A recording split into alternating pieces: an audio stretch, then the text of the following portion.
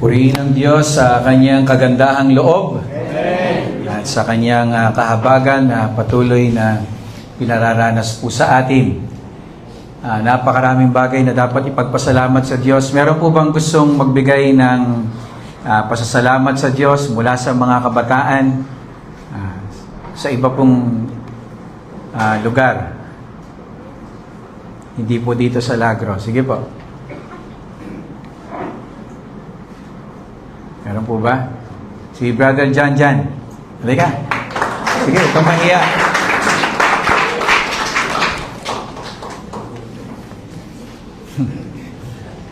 Sige po. Gumiti kayo, tatawagin ko po kayo. Ako nagpapasalamat po sa Panginoon dahil sa patuloy niya pong pag-ingat po sa aking pong buhay, sa aming pong pamilya, sa kalakasan po na ibinibigay po ng Panginoon sa bawat isa po sa amin. Nagpapasalamat po ako sa Panginoon dahil sa pag-iingat na po sa akin, sa aking pong pag-aaral, at sa kung saan man po ako nandoon ay lagi na po akong iniingatan, at sa amin po sa loob po ng simbahan na patuloy pong ginagabayan ng mga tagapanguna po sa bawat isa po sa amin. At bagaman medyo may kakulitan po, pero nandun pa rin po yung pagtitimpi at gabay po ng Panginoon sa akin po, sa akin pong buhay. At nagpapasalamat din po ako sa Panginoon dahil sa kaaliwan po na binigay na po sa amin, sa amin pong tatlo, na yung pagsama na po. Amen. At paggabay sa amin po, bagaman na wala po kami ng mahal sa buhay po. Ngunit yung pag-ibig po na pinapakita po ng mga gabay ng mga gabay, nagagabay po sa amin ay amin pong patuloy na naranasan po yung bilang pagiging magulang po at paggabay po sa amin sa daan po na patungo po sa Panginoon.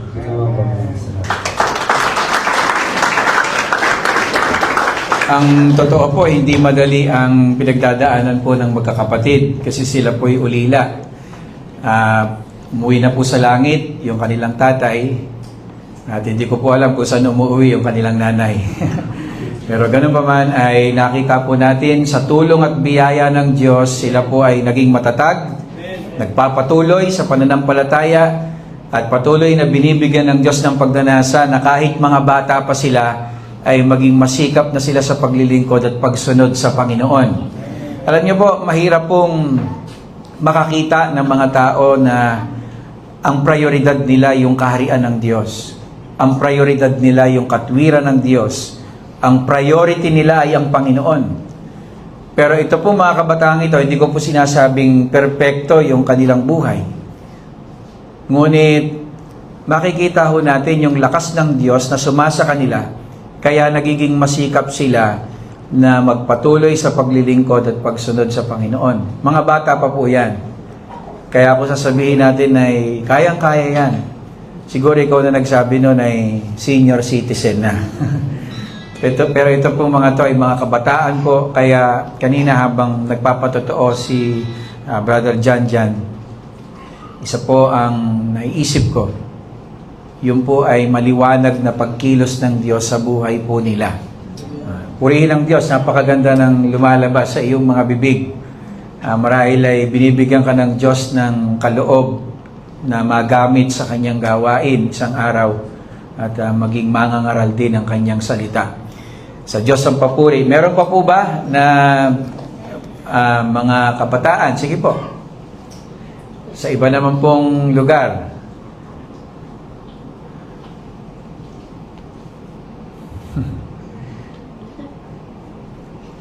Meron pa po ba? Sa Sauyo.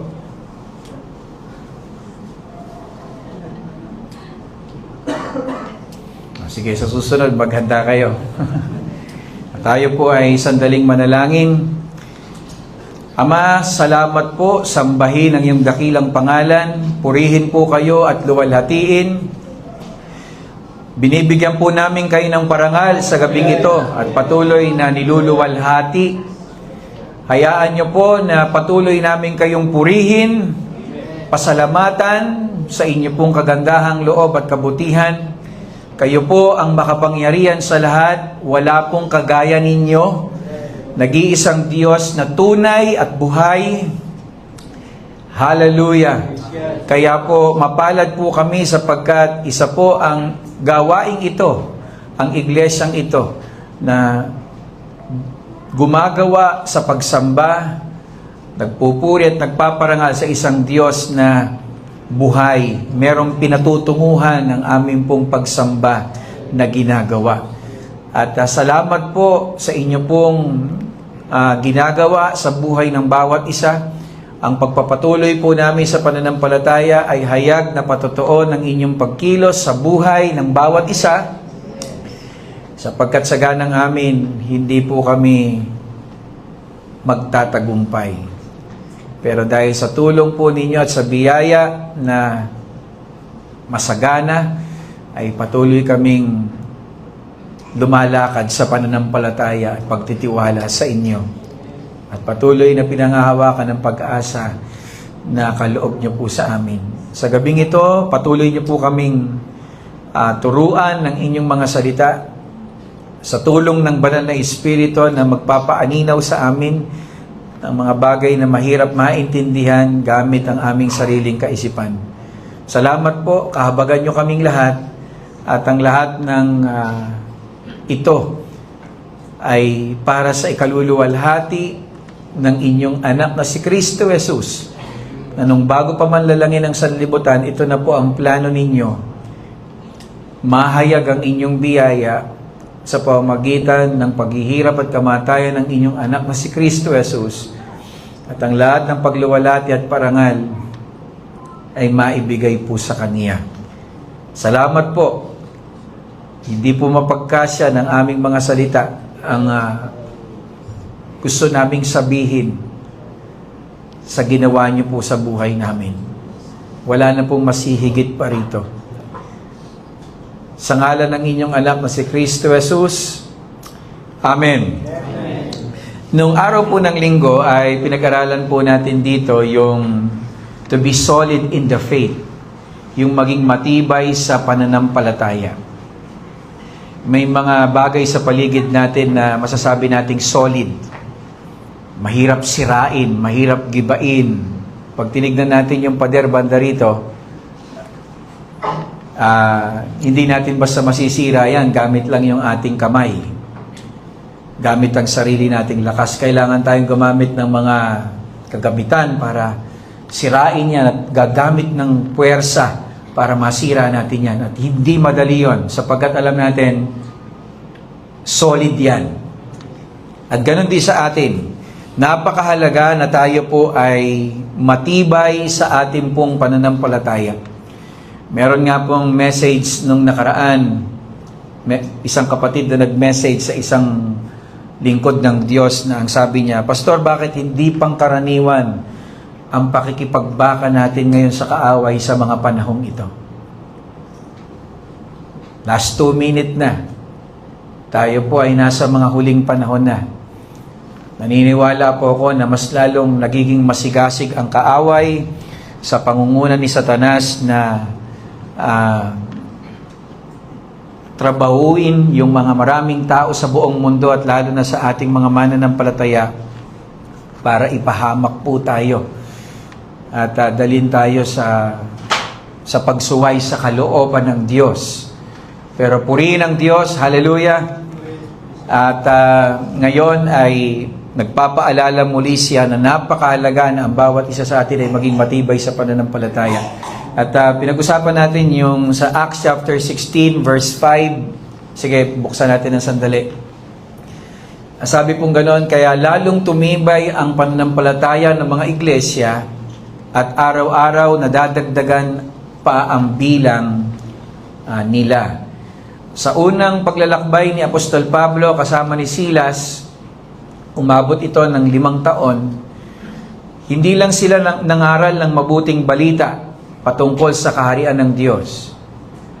Hindi lang nila hinihikayat ang tao na sumampalataya sa Panginoong Jesucristo, bagkus ay binabalikan nila yung mga iglesia na kanilang napuntahan at nabuksan at pinagtitibay sila sa pananampalataya. At gumugugol sila ng mas mahabang panahon para turuan ang mga kapatid at matiyak na sila ay matibay, solid in the faith. At ang naging resulta, dahil matibay sila sa kanilang pananampalataya, araw-araw meron pong idinadagdag ang Diyos na bilang sa mga iglesia. Kaya isa rin po ang tiyak sa atin, kapag matibay tayong lahat sa pananampalataya, isang pangunahing resulta, dadami at madadagdagan ang ating bilang. Hindi lang mananatili ang gawain ng Panginoon sa lugar na ito, kundi kakalat pa nga sa iba't ibang panig ng Pilipinas at ng buong mundo. Amen. Yun ang isang pangunahing resulta na makikita po natin. Kasi kung babalikan natin, ang sabi po, sige po, magkasama si Apostol Pablo, si Silas at si Timoteo, pinagtitibay nila yung mga mananampalataya sa pananampalataya, at araw-araw, ano po ang naging resulta? Araw-araw ay nadadagdagan pa ang bilang nila. Kaya kung wala tayong nakikita na nadadagdag na bilang sa mga churches na ating pong dinadaluhan ng mga bagong kaluluwa na dumadalo, isa lang po ang dahilan nun. Ibig sabihin, nakabilang tayo sa isang iglesia na hindi matibay. Sapagkat ang matibay na iglesia, ang pangunahing resulta, may idadagdag ang Diyos na mga bilang sa kanila. Ngayon po, bakit kinakailangang maging matibay ang iglesia? Review lang po para sa marami na rin po sa mga kapatid natin ang nakarinig nung araw po nung linggo. Purihin ang Diyos sa kanyang paggawa ng araw po na yon. Ang sabi po sa unang dahilan natin, sapagkat kinakailangang magkaroon ng matibay o tuloy-tuloy na pagtitiwala ang bawat isang mananampalataya sa ating Panginoong Jesucristo. Lalo na po sa pagiging sa usapin ng pagiging dapat sa Diyos. Merong matibay na pagkakatiwala sa ating Panginoong Jesucristo. Tinitiyak nila Apostol Pablo na sa unang araw, sa unang taon, ipinangaral nila yung mabuting balita, tinuruan nila yung mga kapatid na magtiwala kay Kristo, at sa pamamagitan lamang ng pagtitiwala kay Kristo ay nagiging dapat sila sa harapan ng Diyos. Binabalikan nila yon pagkalipas ng ilang panahon. Kinakailangang hindi mapalitan yon, na hindi kami nagiging dapat sa Diyos dahil sa relihiyo, sa samahang pangrelihiyon na aming inaaniban. Hindi kami nagiging dapat sa Diyos dahil kung sino ang nagbautismo sa amin. Si Cephas ba? Si Apollos ba? Si Apostol Pablo ba? Hindi yun ang usapin. Hindi kami nagiging dapat sa Diyos dahil sa pagsunod sa kautusan. At tinitiyak ni Apostol Pablo na hindi nagbabago ang pinagsasaligan ng kanilang pagkakatiwala. Merong isang iglesia na makikita nating nagpasimula sila ng tama pero nauwi sila sa mali. At yun yung iglesia sa Galacia. Nagpasimula sila sa Spirito. Pag sinabing sa Spirito,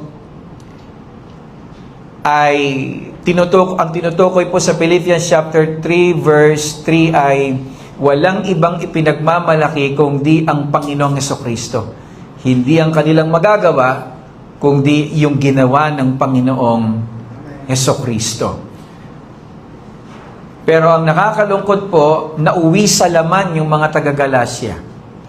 Minsan silang nagpasimula sa Espiritu, ang kanilang pagkakatiwala kung bakit sila karapat-dapat sa harapan ng Ama o dapat sa Diyos ay dahil sa kanilang pagtitiwala kay Jesus, pero nauwi sila sa pagkakatiwala nila sa kanilang mga sarili. At araw-araw meron pong temptation sa atin na laging umasa sa sarili nating magagawa. Na laging umasa sa ating sariling kakayanan. Kaya napakahalaga na lagi tayong inaaralan ng mga totoong lingkod ng Diyos Ang mga totoong lingkod ng Diyos, hinihikayat tayo sa tuloy-tuloy na pagtitiwala sa lakas ni Kristo. Tuloy-tuloy na magtiwala sa ginawa ng Panginoong Jesucristo. Tuloy-tuloy na magtiwala na siya lang talaga ang paraan, daan, katotohanan at ang buhay. Wala nang ibang paraan para maging ganap tayo sa harap ng Diyos kundi sa pamamagitan lang ng Panginoong Yesus.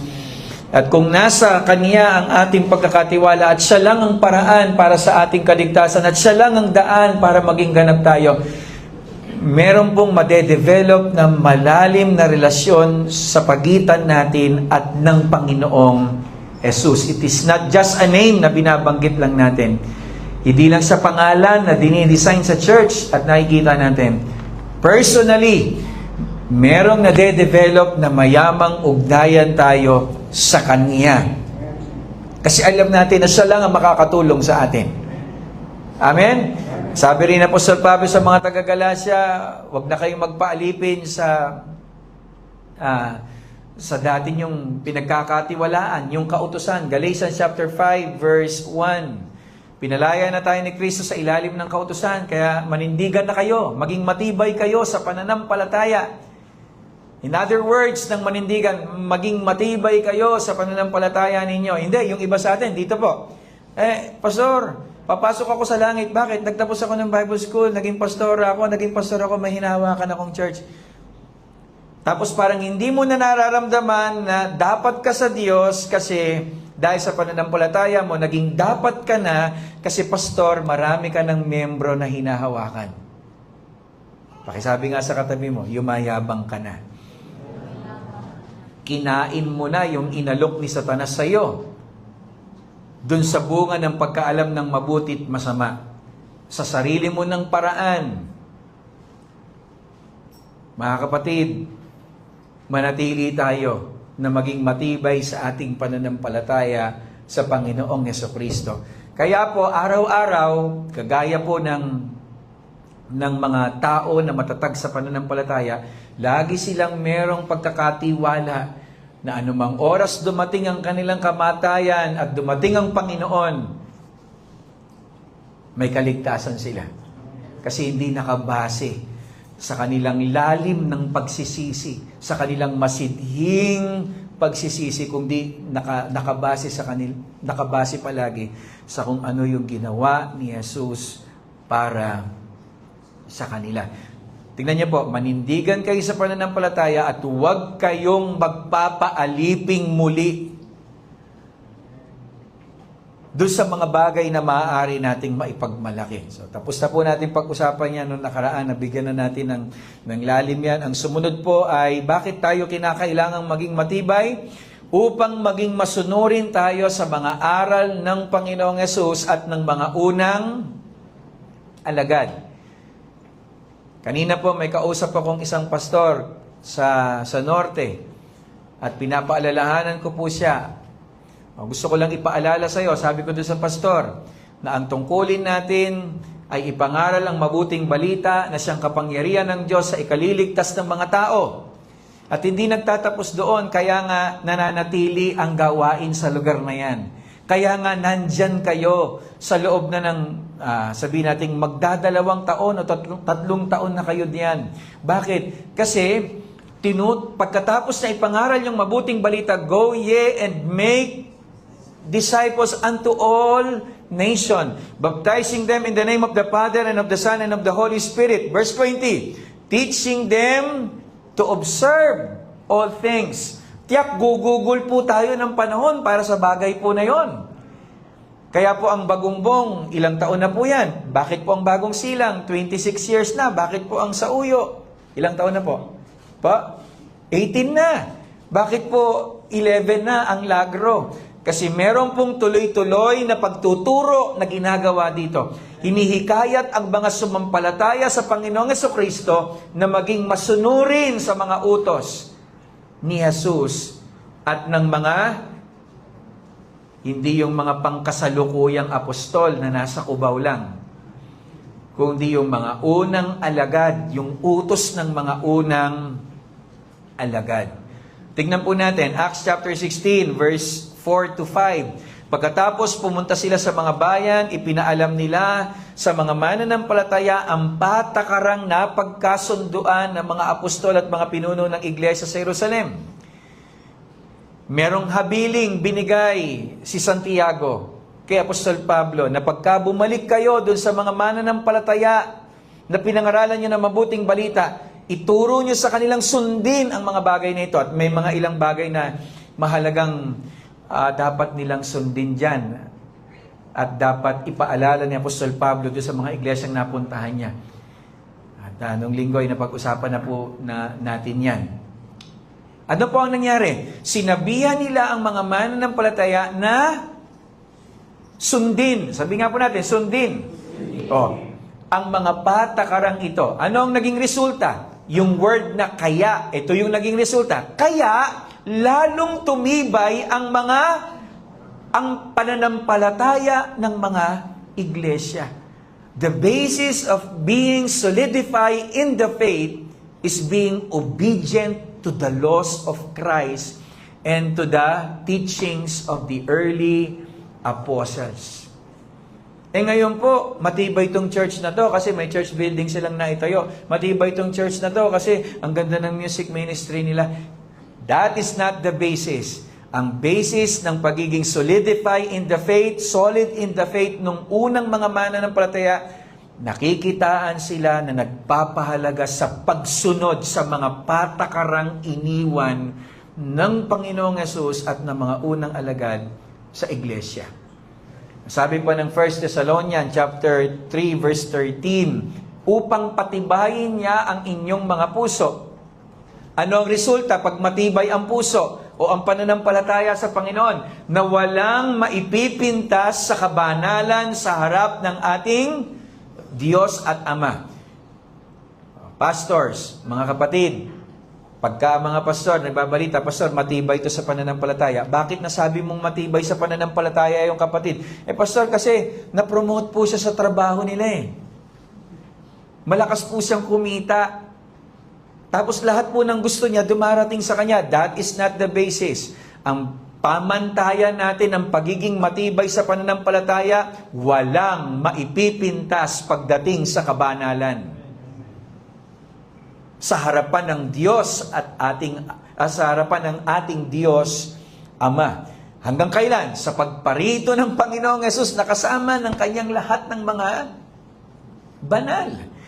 Ano po ang dahilan? Bakit kailangan tayong maging matibay? Upang huwag tayong madaling madala ng mga kamalian, ng sanlibutan, at ng mga aral ng mga bulaang tagapagturo sa ating pong panahon.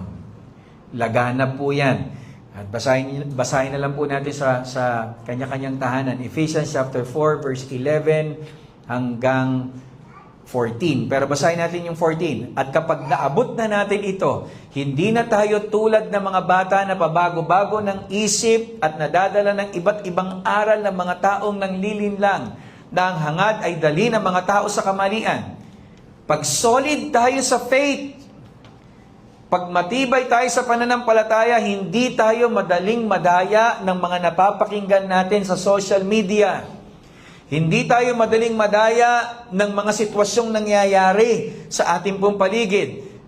Pastor, grabe po yung corruption sa ating bansa. Grabe po yung ginagawa ng ating Pangulo. Grabe po yung ginagawa nitong USEC na to, yung congressman na to, o sino pa man.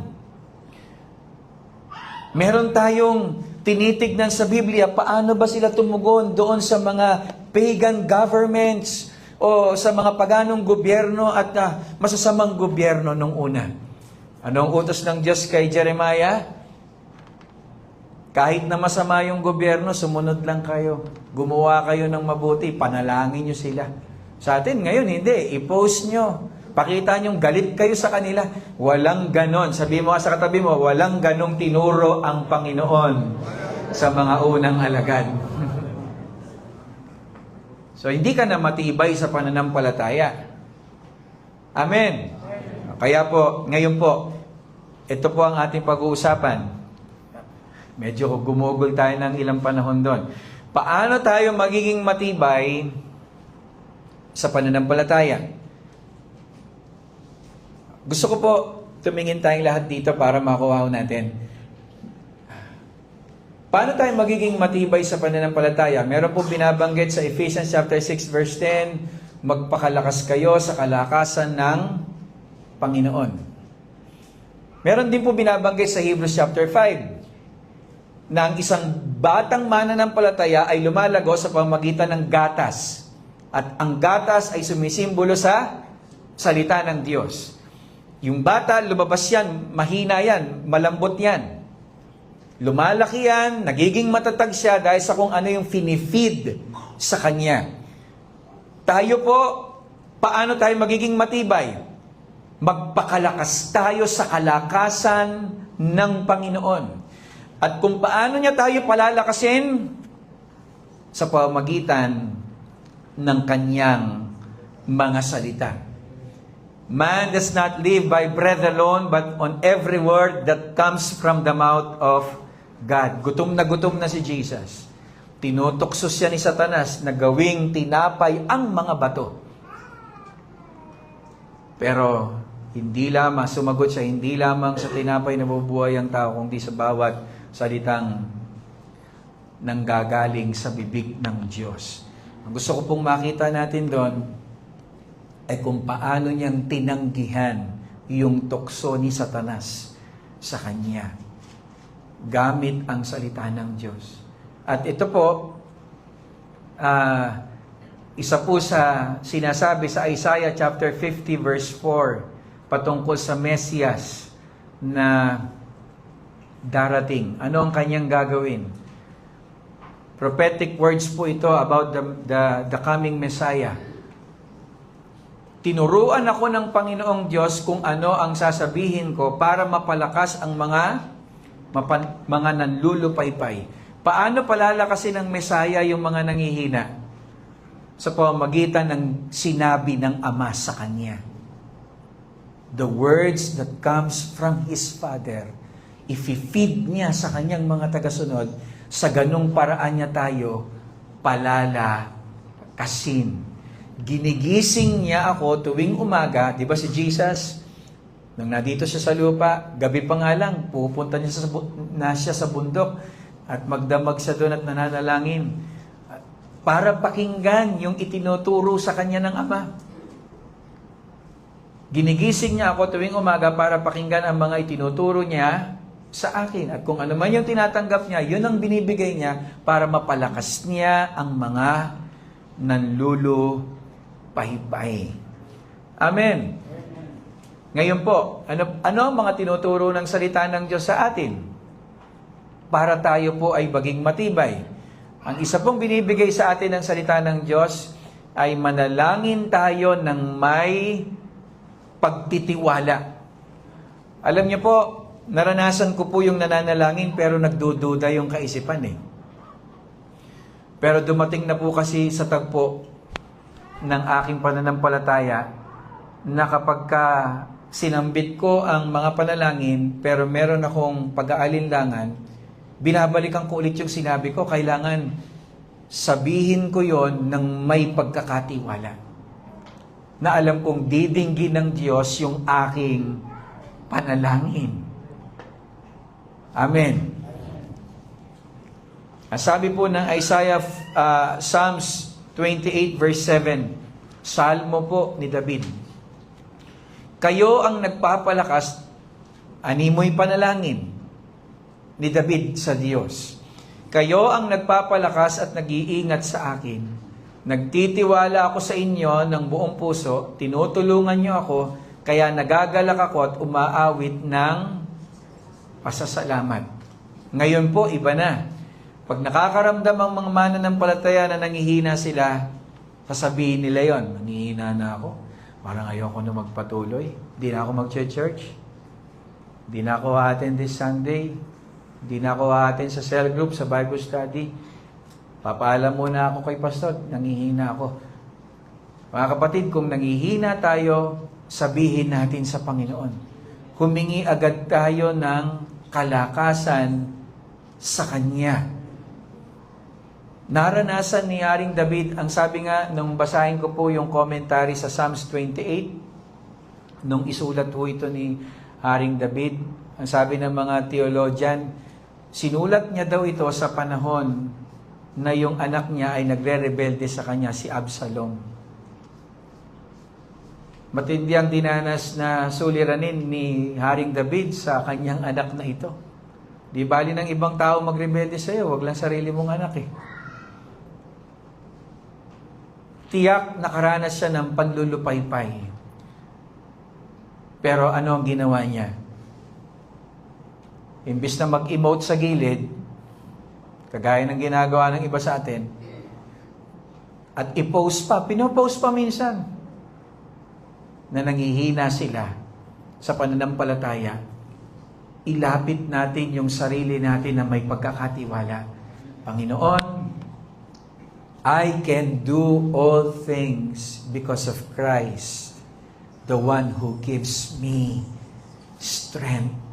Bigyan niyo po ako ng lakas sa pananampalataya. Pagtibayin niyo po ako sa pananampalataya. And you're not just saying that with confidence, with faith, na alam mo, na pagtayo mo, pinalakas ka ng Panginoon sa iyong pananampalataya. Ano pa ang isang paraan para tayo ay palakasin ng Panginoon?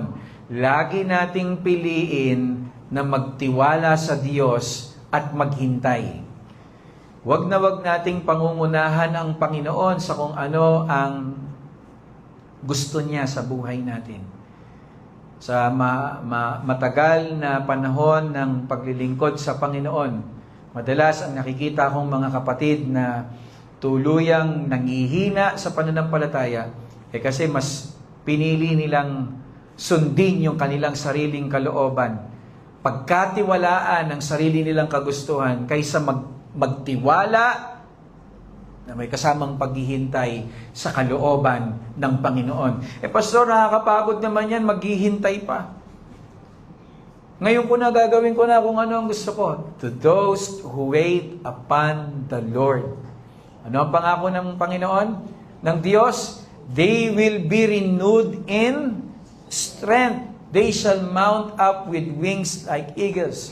They shall run and not be weary. They shall walk and not be faint. Sa Tagalog po, Isaiah 40 verse 31. Ngunit ang mga nagtitiwala sa Panginoon, ang sabi naman sa ibang translation, naghihintay, ay muling magkakaroon ng lakas. Isa lang ang dahilan bakit tayo nangihina sa pananampalataya. Hindi na tayo nagtitiwala sa magagawa ng Panginoon. Isa lang ang dahilan bakit ka na panghihinaan sa pananampalataya. Kasi hindi ka na handang maghintay sa kung ano yung kalooban ng Diyos para sa iyong buhay. Amen? Wala pong nanghina sa pananampalataya na totoong nagtiwala at naghintay sa Kanya. Amen. Sumunod po, ituon natin ang ating paningin sa Panginoong Hesus, lalo na sa Kanyang mga paghihirap na ginawa para sa atin. Let us fix our eyes unto Jesus, especially sa Kanya pong paghihirap at pagtitiis na ginawa para sa atin. Alam niyo po, kahit po sa pag-awit ng mga awitin para sa Panginoon, napansin niyo, isa sa mga, not because of the melody, but because of the message, isa sa mga nakakapag-edify na awit yung Thank you for the cross, Lord. Thank you for the price you paid, bearing all my sin and shame. You in love you came, gave amazing grace. Thank you for this love, Lord. Tapos ano yung chorus? Worthy is the Lamb seated on the throne. Pag sinabing kordero, alam naman natin hindi larawan ng kaginhawaan eh. Ang kordero sa Biblia ay larawan ng pagkatay, pagpatay, paghahandog. At si Jesus, ang ating Panginoong Jesus, ang Diyos na nagkatawang tao, na dahil sa Kanya nalikha ang lahat ng bagay, ano po ang nangyari? Nagtiis ng matinding hirap para sa mga kagaya nating hindi karapat-dapat sa Kanyang pagtitiis. Sabi lagi natin itong binabasa, Hebrews chapter 12, verse 2 hanggang 3, ituon natin ang ating paningin kay Jesus, na siyang sandigan ng ating pananampalataya. Mula sa simula hanggang sa katapusan, tiniis niya ang paghihirap sa krus at hindi niya ito ikinahihiya, dahil inisip niya ang kaligayang naghihintay sa kanya. Ito po, at ngayon nga, ay nakaupo na siya sa kanang trono ng Diyos. Isipin niyo, ano ang iisipin natin tungkol sa Kanya? Yung mga himalang ginawa niya, lumakad sa tubig, nagparami ng tinapay at isda. Kung meron man tayong pakaiisipin patungkol sa Kanya, ay ang mga tiniis ni Jesus na paghihirap sa kamay ng mga taong makasalanan. Lagi akong nakakarinig ng patotoo. Pastor, very inspiring yung kwento ng pastor na to. Grabe yung mga pinagtiisan niya. Na-inspire po ako, lumalakas ako pag kinikwento niya eh. Di ba? Pag napapakinggan natin yung mga hirap na pinagdaanan ni Pastor Masaredo, wow, lumalakas ako. How much more kung babalikan natin yung pagtitiis ng Panginoong Jesucristo? Sino sa atin ang hindi mabiblessed? Amen? Minimeditate ko nga, di ba, madalas napipicturize natin si Paul at si Silas, kinulong sila sa Acts chapter 16. Pagkatapos noon ay umawit sila at nagpuri sa Panginoon, nayanig yung lugar, nakalas yung kanilang mga tanikala, sa madaling salita, nakalaya sila. Pero ang iniisip ko po doon, bago sila ilagay doon sa loob ng kulungan at lagyan ng mga tanikala, hinampas na po sila ng napakaraming hampas eh. Kaya nung inupo po sila doon sa bilangguan, isipin nyo, yung irritation sa likod, kasi mahapdi po yun, may sugat sila. Parang wala ka ng planong kumanta pa eh. Siguro kung tayo po yun, baka puro aray. Wala bang may pinamik dyan? Wala bang amoxicillin? Sila Paul pa lang yan. They deserved those kind of perseverance. Maging tayo, dapat tayong magbata. Kasi nagkasala po tayo eh. Kung meron man tayong ikinaliligaya, yung hindi tayo tuluyang pinuksa ng Diyos at ipinahamak. Kaya po, purihin ang Panginoon. Kung meron man tayong laging dapat balikan ay kung ano yung ginawa na paghihirap ng ating Panginoong Jesucristo para sa atin. At lalong nagiging mabigat ang pagtingin natin sa kanyang paghihirap kung tatanawin natin kung sino talaga sa dati niyang kalagayan. Ang isa pa po, para wag tayong manghina, kapatid, wag mong bigyan ng pabigat ang iyong buhay sa pamamagitan ng kasalanan. Amen? Alam niyo po, hindi po madali na may asawa ka na, maghahanap ka pa ng mapapangasawa mo ulit. Madali po ba yun? Sa mga, sige, pakitapik yung katabi niya. Madali po ba yun? Pag sumagot yun, may, parang ang hirap, nahalata na tuloy. Kasi po, wala pong magaan na kasalanan. Maaaring siguro masarap, pero alam natin na pahirap sa buhay ang kasalanan. Maaaring nagbibigay ng pansamantalang sarap, pero alam natin na hindi ito magbibigay ng kagaanan sa buhay natin. Kaya ang sabi po ng salita ng Diyos, kung gusto niyo pong maging matibay, huwag mong pahirapan yung sarili mo. Pahirapan mo yung sarili mo sa paggawa ng mabuti, pero wag sa paggawa ng masama. Kasi, pasanin pa yan eh.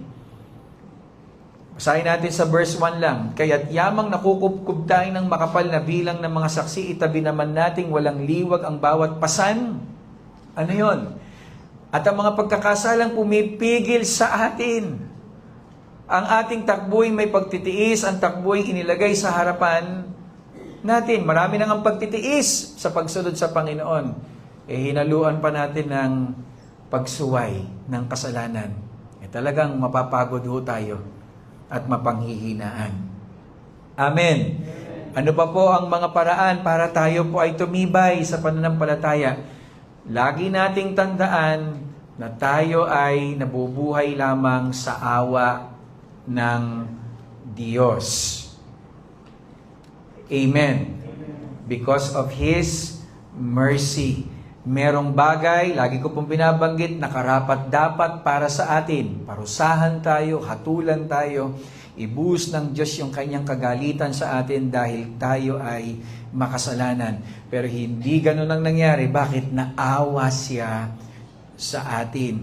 At dahil sa kanyang awa, mga kapatid, hindi lang tayo na-spare sa kanyang parusa, binigyan niya pa tayo ng ministeryo kagaya ni Apostol Pablo. Marami sa atin ginagamit tayo ng Panginoon. Amen? Ang iglesia ay isa system na sistema sa kanyang pagkilos. Tulong-tulong tayo. Hindi po ako ang bida dahil ako po yung pastor. Kagaya po ng mga kagamitan sa paligid natin, hindi gumagana yung electric pan na yan dahil sa kanyang LEC. O kahit may makina pa yan, pag inalis mo yung LEC, hindi natin mapapakinabangan ng kanyang pagiging electric pan. Nagtutulong-tulungan yung bawat pyesa para ma-perform niya yung dapat niyang gawin. At ganun din po ang iglesia, nagtutulong-tulungan tayo. Amen? Binigyan tayo ng Diyos ng mga kakayanan at ministeryo ayon sa kalooban ng Diyos para magawa natin kung ano yung layon niya sa mundong ito. Ang sabi po ni Apostle Paul, kaya nga sa pagkakaroon namin ng ministeryong ito, ayon sa aming tinanggap na kaawaan, ang gustong iparating ni Pablo rito, hindi kami binigyan ng ministry, ng kaloob, kasi deserving kami, kasi matalino ako, kasi magaling ako. Tinanggap ko ang ministeryong ito ayon sa kaawaan ng Diyos. At nung maintindihan ni Apostle Paul, yung ministeryong meron siya ay dahil sa awa ng Diyos, ano po ang naging resulta? Hindi sila nang hihina. Isa lang yan, kung bakit may mga pastor na nanghihina, ba't may mga manggagawa na nanghihina. Tinanggap mo yung kaloob ng Diyos na meron ka dahil sa tingin mo, karapat-dapat ka. At meron ka pang mga minamaliit na ibang kapwa mo lingkod ng Diyos kasi sa tingin mo, kaya hindi sila kagamit-gamit kasi hindi mo sila kasing galing. Paalalahanan natin yung sarili natin, bakit tayo ginagamit ng Diyos? By the mercy of God alone. Pastors, remind ko nga po sa inyo, lagi nating iparamdam sa mga tupa at kawan na ating pong pinagpapastoran na kaya tayo nasa ganong tungkulin ay dahil lamang po sa kaawaan ng Diyos sa atin. Amen? Sinalubong ng Diyos si Saulo, si Pablo sa daan papuntang Damasco, natumba yung kabayo, pati siya nasubasob sa lupa. Alam niya, patay na siya doon. Pero kinahabagan siya ng Diyos. Imbis na yung kamay ng Diyos na handang pumuksa sa mga kagaya niyang makasalanan. Pero ano ang ginawa? Pumunta ka ng Damasco. Gusto kitang gamitin. Bibigyan kita ng ministeryo. Purihin ang Panginoon. Tapusin muna natin dito. Ang isa pa po para mapagtibay ang iglesia, kailangan meron tayong mga kinikilalang mga lingkod ng Diyos. Inuna ko muna yung isa. No? Kailangan meron tayong mga kinikilala sa iglesia na mga tunay na lingkod ng Diyos na gagabay sa atin. Alam niyo po, pastors, mga kapatid, combination po yan. Kapag hindi tunay na lingkod ang ating pong nasumpungan, tiyak na hindi tayo magiging matibay sa pananampalataya. Pasinin natin yung sinabi ni Paul sa 1 Thessalonians chapter 3 verse 2 to 3. Ipinadala namin sa inyo si Timoteo na kapatid natin at kasama naming naglilingkod sa Diyos. Sa pangangaral ng mabuting balita tungkol kay Kristo, pinapunta namin siya para patibayin at palakasin ang pananampalataya ninyo. Ang isang paraan para patibayin at palakasin ang pananampalataya ng iglesia ay sa pamamagitan ng pagpapadala ng mga totoong lingkod ng Panginoon kagaya ni Timoteo. Kasama naming naglilingkod yan sa Diyos. Kaya tinanong ako kagabi nung isang pastor, sabi ko sa kanya, isa sa malaking dahilan kung bakit marami sa mga churches failure. Ang unang sagot, kasi merong mga itinalaga sa iglesia na hindi talaga sila para sa tungkulin na iyon. Dahil sa kakulangan at kailangan ng merong maitalaga, minsan ang mga pastor o mga tagapanguna hindi na natin ipinapanalangin kung sinong itatalaga. O ikaw na lang, basta't marunong magbasa. Samahan ka naman ng Holy Spirit Papasin natin ang ipinadala sa Thessalonica si Timoteo. Kung i-describe ni Paul si Timothy, kagaya ko yan pagdating sa paglilingkod.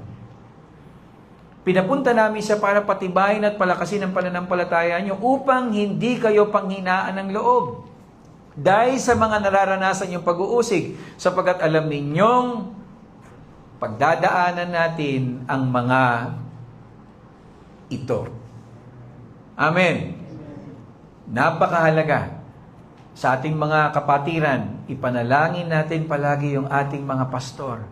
Kasi sila rin yung gagamitin ng Diyos para manatili tayong matibay sa pananampalataya. Hindi naman porket nangihina ka na, mali yung pastor na inilagay sa amin. Hindi naman. May mga pagkakataon din na kinakailangan natin silang ipanalangin. Tama kung sino yung inilagay. Pero kailangan nating ilapit sila sa Panginoon kasi bahagi sila para maging matibay tayo sa pananampalataya. Tuloy na po natin. Dalawa na lang naman no? Sige, isa na lamang po. Isa pa po. Huwag nating kalimutan ang dakilang pag-asang naghihintay sa atin sa langit. Merong tagapagbigay ng gantimpala sa mga naglilingkod sa Kanya. Amen. Kung meron mang nagpapatibay sa ating pananampalataya, yung meron kang nakikitang pag-asa. Na meron kang nakikitang kapalit o gantimpala sa mga paglilingkod at pagsunod mo sa Kanya. Doon sa langit. At alam nyo, kanina bumili kami ng lamesa dyan sa Ace Hardware. Nagpark po ako sa 3rd floor ng SM. Gusto ko lang kwento sa inyo. Tapos pinicturean ko po yung banda roon. Kasi sabi ko, nakikita pala yung dagat dito. Yung dagat sa Nabotas, Valenzuela, yan po yung bagay na. Tapos sabi ko, ano yung mataas na bundok na yun na nakikita hanggang dito sa SM Fairview. Nung tignan ko po sa mapa, yung bundok sa Bataan. Tapos biglang sa isip ko at sa puso ko, inilalagay ng Panginoon, nakita mo pag malakas yung sikat ng araw, yung malayo nagiging maliwanag at yung malayo nagiging malapit. Pag puno ka ng kaliwanagan ni Kristo, yung buhay na walang hanggan kahit na malayo, lagi siyang maliwanag sa iyo. Amen? Kahit yung buhay na walang hanggan, sabihin natin, Pastor, bata pa po ako, parang di pa ako mamatay. Baka mauna ka sa amin. Kahapon lang po, merong isang araw, 41 years old, inatake sa puso. Sino po dito yung mga 40 na? Batiin niyo po. Hindi ko naman sinasabing susunod kayo. Bata pa po yun. Pero di ba madalas ang tanaw natin sa kamatayan, matagal pa yan, bata pa naman ako. Pero pagka may kaliwanagan tayo mula sa salita ng Diyos, sa mga aral ng Panginoon, laging maliwanag sa atin ang mga bagay na pangwalang hanggan. Laging maliwanag sa atin yung gantimpalang darating, yung pag-asang darating. Amen. Ngayon po, alam na natin yung mga talata. 2 Corinthians chapter 4 verse 16 to 18. Paalala po sa atin. Sige, basahin po natin. Kaya nga, hindi kami nangihimagod. Bagamat ang aming pagkataong labas ay pahina, ngunit ang aming pagkataong loob ay nababago sa araw-araw. Sapagkat ang aming magaang kapigatian na sa isang sandali lamang ay siyang gumagawa sa amin ng lalo't lalong bigat ng kalwalatiang walang hanggan. Samantalang kami nagsisitingin hindi sa mga bagay na nakikita, kundi sa mga bagay na hindi nakikita. Dumaraan sila sa pagsubok, dumadaan sila sa pagtitiis. Ang nagpapalakas kala Apostol Pablo ay yung mga bagay na nasa buhay na walang hanggan. Yung mga bagay na hindi nakikita. Sapagkat ang mga bagay na nakikita ay may katapusan, datapot ang mga bagay na hindi nakikita ay walang hanggan. Galatians chapter 6 verse 9, huwag tayong mga pagod. Ano ang kabaligtaran? Maging matibay tayo, maging matatag tayo sa paggawa ng mabuti, sapagkat sa kapanahunan, magsisipag-ani tayo kung hindi tayo manghihimagot. Kapatid, bakit ka nangihina? Kasi wala ka nang nakikitang pag-asa. Hindi mo nakikita kung ano yung naghihintay sa atin sa inaharap. Yung favorite ng marami sa atin. Sige, basahin natin. Word of God to 1 Corinthians 15:58. Kaya nga mga kapatid, kung minamahal, kayo'y magsitatag, huwag makilos at laging sumasagana sa gawa ng Panginoon. Yamang nalalaman ninyo na hindi walang kabuluhan ang gawa sa Panginoon. At hindi po ako papayag na hindi natin ma-recognize bilang pagtatapos ang nagpapatatag sa atin na ginagamit ng Diyos para sa atin ang banal na Espiritu. Basahin natin sa Amplified Version. Kinuha ko po sa Amplified Version, Classic. But when the Comforter, Counselor, Helper, Advocate, Intercessor, ang ganda, Strengthener, Standby, comes, which is the Holy Spirit, whom I will send to you from the Father. The Spirit of truth who comes, proceeds from the Father. He will testify regarding me.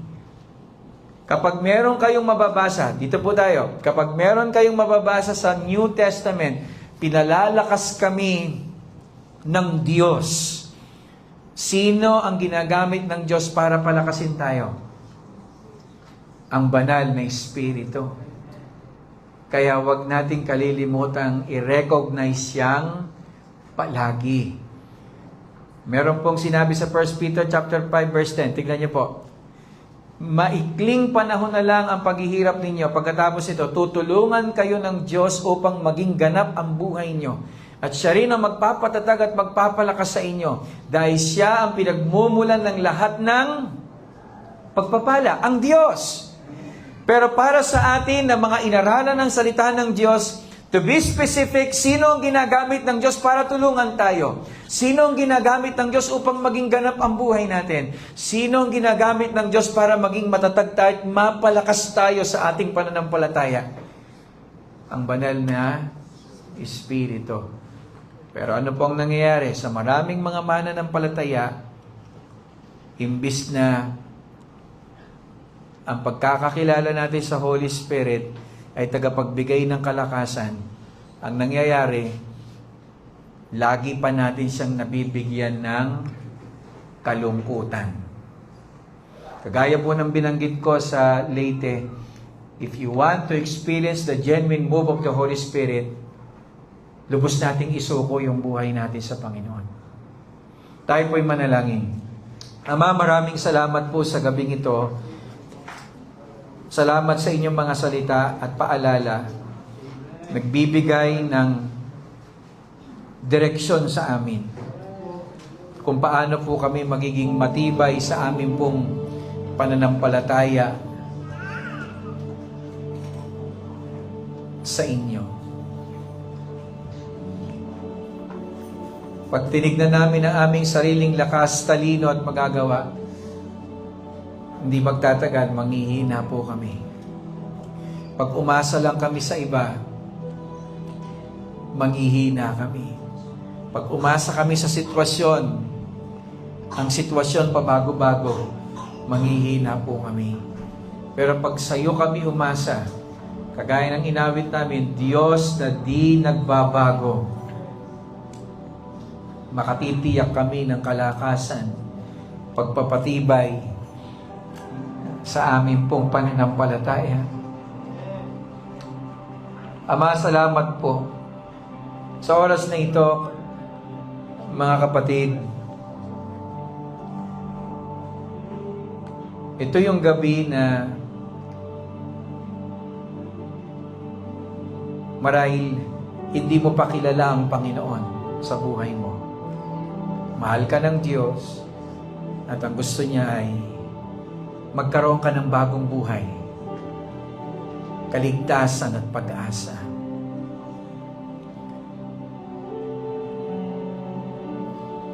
Maliwanag na sinabi ng kanyang mga salita, halika, lumapit ka sa akin. Sabi ni Jesus, ikaw na napapagod at nabibigat ang loob, bibigyan kita ng tunay na kapahingahan. Pasanin mo ang aking pasan. Magaan lamang ito. Bakit? Sapagkat katulong natin ang Panginoon. Tayong lahat ay tumayo. Kabataan, kapatid, sino po sa inyo gusto nyong sa gabing ito maging Panginoon si Jesus ng inyong buhay? May mga bago po ba na naririto? Pwede mong itaas ang iyong kanang kamay at sumunod sa panalangin ito. Sige po, huwag tayong mahiya. Kung gusto nating manalangin, bago ka ba, itaas mo yung kanang kamay at manalangin ka kasabay nito. Sabihin mo, Panginoon, tinatanggap kita, kinikilala kita bilang Panginoon ng aking buhay. Patawarin niyo po ako sa aking mga kasalanan. Hugasan niyo po ako ng inyong banal na dugo na tumigis sa krus ng Kalbaryo.